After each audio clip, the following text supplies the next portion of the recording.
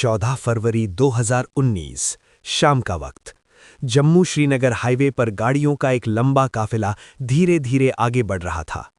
सड़क पर सब कुछ सामान्य दिखाई दे रहा था। जवान अपने अपने विचारों में खोए हुए थे।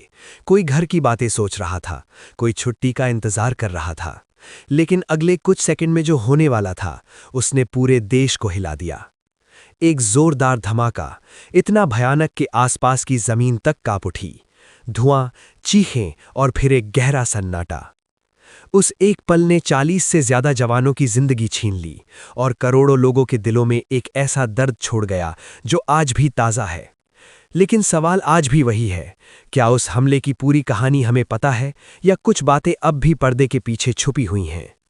14 फरवरी 2019 को सीआरपीएफ का एक बड़ा काफिला, जिसमें लगभग 78 गाड़ियां और 2500 से ज्यादा जवान शामिल थे, जम्मू से श्रीनगर की ओर बढ़ रहा था। ये काफिला सामान्य दिनों से काफी बड़ा था, क्योंकि खराब मौसम के चलते कई दिनों तक जवानों की आवाजाही रुकी हुई थी। जब रास्ता खुला तो एक साथ इतने बड़े काफिले को भेजा गया। हाईवे पर सुरक्षा के इंतजाम मौजूद थे, लेकिन खतरा कहीं न कहीं छिपा हुआ था। ऐसा खतरा जिसे उस वक्त कोई देख नहीं पा रहा था। करीब 3:15 पुलवामा जिले के अवंतीपुरा इलाके में काफिला जैसे ही आगे बढ़ रहा था, तभी अचानक एक एसयूवी गाड़ी तेज रफ्तार से काफिले की ओर बढ़ी और इससे पहले कि कोई कुछ समझ पाता, वो सीधे एक बस से जा टकराई। अगले ही पल एक भयानक विस्फोट हुआ। बताया गया कि उस गाड़ी में 300 से 450 किलो के बीच विस्फोटक भरा हुआ था। धमाका इतना जबरदस्त था कि बस के परखच्चे उड़ गए। आसपास की कई गाड़ियां भी इसकी चपेट में आ गईं। धुएं का गुबार कई मीटर ऊंचाई तक उठ गया। उस सड़क पर जो कुछ मिनट पहले तक सामान्य था, अब सिर्फ तबाही थी। इस हमले की जिम्मेदारी जैश-ए-मोहम्मद नाम के आतंकी संगठन ने ली। हमलावर की पहचान आदिल अहमद डार के रूप में हुई, जो पुलवामा का ही रहने वाला एक स्थानीय युवक था। बताया गया कि वो 2018 में इस संगठन से जुड़ा था और कुछ ही समय में उसे इस आत्मघाती मिशन के लिए तैयार किया गया।